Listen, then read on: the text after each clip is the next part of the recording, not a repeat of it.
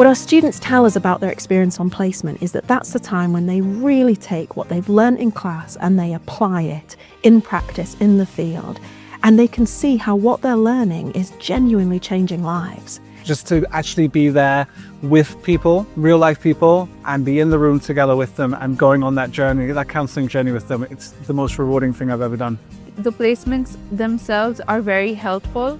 and the exposure I'm getting here, I don't think I could have got that anywhere else.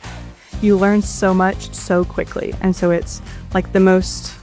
integral part, I think, of the counselling experience is being able to be a trainee, but you're basically set off by yourself and like just counselling people, which seems really daunting at first, but you realize how capable you are and how much the course prepares you. So we have students in the NHS, we have students in small charities across the country, working with various different populations like older adults, working with various different issues like anxiety or low mood, in some cases working with more extensive cases like trauma. It's giving them that experience and really being out there doing the job that they came here to learn to do. And by the time they graduate, they have had a wealth of experience with different organisations. Many of our students even build up the networks to be able to get graduate jobs and move on in that field after they've left us.